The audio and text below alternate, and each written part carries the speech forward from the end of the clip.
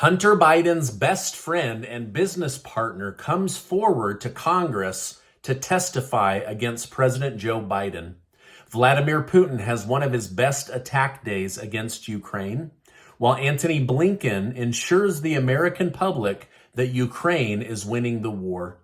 Plus, Israel makes major government changes under new Prime Minister Benjamin Netanyahu. Thank you so much for liking and sharing these videos. It really helps me out when you share it on Twitter and Facebook, so thank you so much. President Joe Biden has called for Israel's Prime Minister Benjamin Netanyahu to drop proposed judicial reform legislation that would prevent unelected judges from blocking policies based on their own subjective ideas of reasonableness. Conservatives have argued that left-wing courts are abusing their power by overruling conservative policies much more often than they do liberal policies.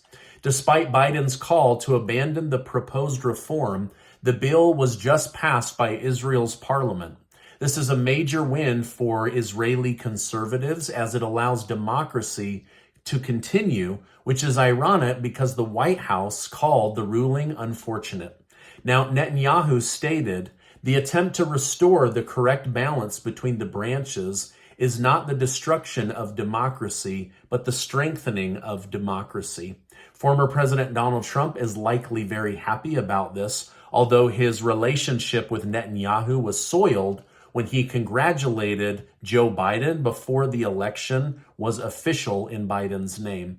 Now, basically what has happened in Israel is judges were making decisions based on their political leanings and not based on the rule of law. And so Benjamin Netanyahu has brought it back through his own parliament to make the law and not your public or political opinion.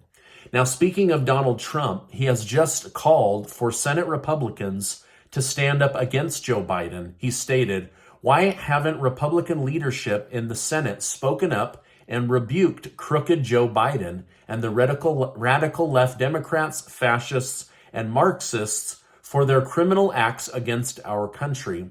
Some of them against me. How long does America need to wait for the Senate to act?"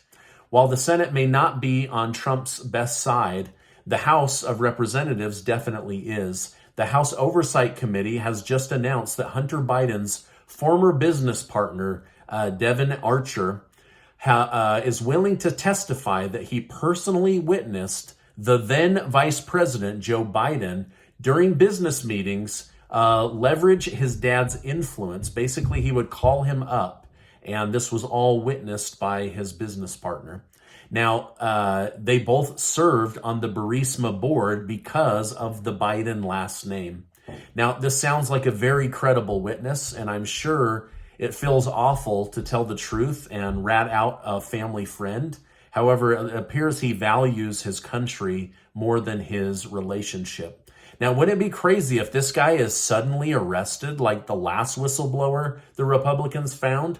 It'll be really interesting to see. Now, this isn't just one-sided on Republicans. Even RFK Jr., one of Biden's top Democrat presidential challengers, has said it's time for a real investigation into the Biden family. He stated, "These revelations where you have Burisma, a notoriously corrupt company that paid out apparently $10 million to Hunter and his dad. If that's true, then this is really troubling." Now, over in Russia, Ukraine has just attacked Moscow with multiple drone strikes. Russia's defense ministry stated the strikes were part of a Ukrainian terrorist attack, but claimed their air defense successfully stopped them.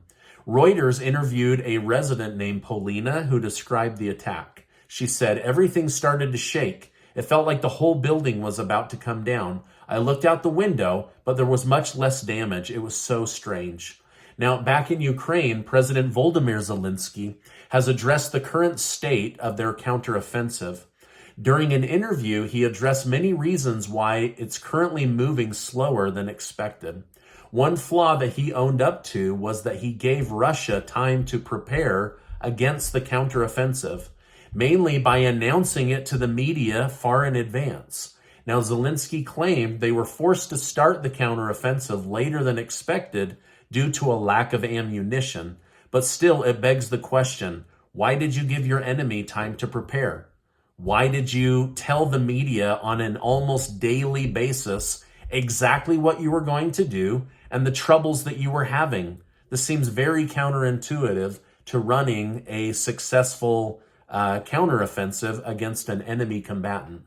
Now, don't worry about that, because Secretary of State Anotony Blinken also chimed in on this conversation. Blinken defended the counteroffensive, stating it's still early, but that roughly 50% of Russian-occupied territory has been recaptured by Ukraine. Blinken claimed victory, stating Russia's objective was to erase Ukraine from the map, eliminate its independence, its sovereignty, to subsume it into Russia. They failed a long time ago. He and Biden have both publicly said not to worry because Ukraine has already won the war.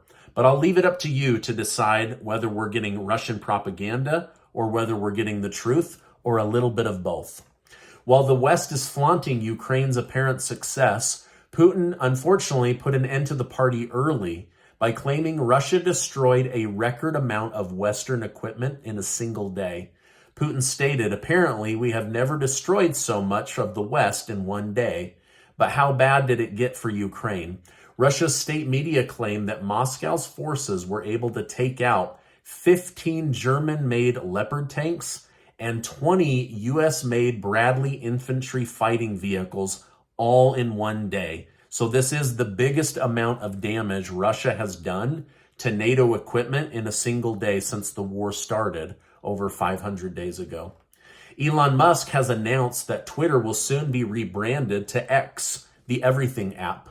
Musk stated, soon we shall bid adieu to the Twitter brand and gradually all the birds.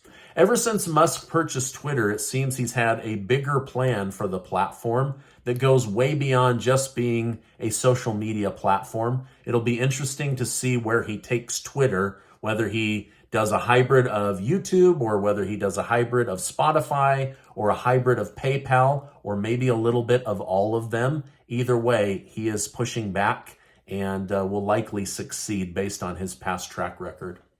There's a lot of worry about BRICS nations disrupting the US dollar by creating a basket of commodities to back the new currency supposedly being announced in late August. However, even scarier than that is countries are now starting to blockade the release of their best known assets or commodities. For example, India just announced that they will halt the delivery of rice outside of India. China is also blocking the United States from accessing important key elements for creating computer chips. By not having these important commodities sourced from reliable partners, we put ourselves at risk. Now, one of these is salt. Yes, salt. The United States, with current production, falls short of salt needs by 10 million tons per year, right? 10 million times 2,000 pounds is a ton, right? No salt means nightmare winters for North America. This means problems at airports, freeways, highways, all of it a nightmare. And did you know that almost all US-based salt mining operations are nearly 100 years old and held back by production being outdated because their equipment is old and uses outdated technology? This new mine will mostly be run by electric, which means it will be safer and have less pollution as well. Now, these salt mines are deep in the earth and require tremendous amounts of capital and time to establish. The workers and heavy lifting equipment must go below ground and back up each day. Now, today I want to tell you about a mining group that has made an incredible salt mine discovery right here in North America. The group is Atlas Salt, and their ticker symbol is REMRF, and they can be found on most major trading platforms. Atlas Salt owns the most advanced stage salt mine in North America for road use. Production on this mine is scheduled to start later this year, so this is still a ground floor opportunity, and I'm going to tell you why. Right now, most road salt is being sourced from enemy countries or countries like Bolivia or Africa, but Atlas has an incredible mine right here in North America. This saves on cost, makes sure that the mine is being mined ethically and environmentally. Also, it ensures that there's no child labor being used to extract salt from the earth. Now, salt is one of the quiet industries making a ton of money. For example, since 2020, there has been over $5 billion in mergers and acquisition deals in the salt sector alone. So the big salt groups are constantly looking for the next developed mine that they can buy and shortcut all of that time of developing a mine and become profitable much quicker. The United States alone spends $150 per citizen on keeping roads, bridges, and airports safe with salt during the winter. Now, one of the major selling points for Atlas salt is the shallowness of this massive deposit up near Canada. Now, most mines are deep in the ground and require massive underground elevators that can hold trucks as big as a house. But with Atlas, their main product has a ramp that the trucks can drive in and out of as they extract salt deposits.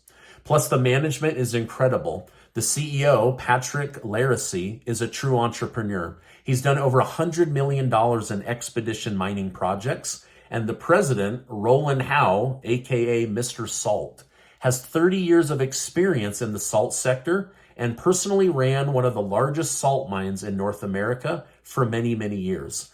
Now, the company has three options as I see it. A private equity group could buy them and take them private again. A big player in the salt space could buy them out and shortcut their ability to get right to production. Or they could start producing and mining the salt and selling it directly. Now, keep this in mind as you do your research. The Cook brothers and Cargill, the largest agro-farm business in America, have each spent over $1 billion investing in salt in the past 2 to 3 years. So America needs salt, right? And there are people willing to put up a lot of money to get that because there's so much safety involved in having access to salt. Now, again, the company is Atlas Salt, and I encourage you to do your own research on this group and their business. I want to thank them for partnering on this video and bringing this important and potentially lucrative information to my YouTube community. Again, their ticker symbol is REMRF, and I'll leave a link down below. Now, before you go, I want to remind you that you are amazing. Make sure to hit that subscribe button because I want to keep you in the loop on what's really going on and get you access to incredible information through interviews. Before you go, check out this important video and also this important video. Hey, thanks so much, and I will see you on the next video.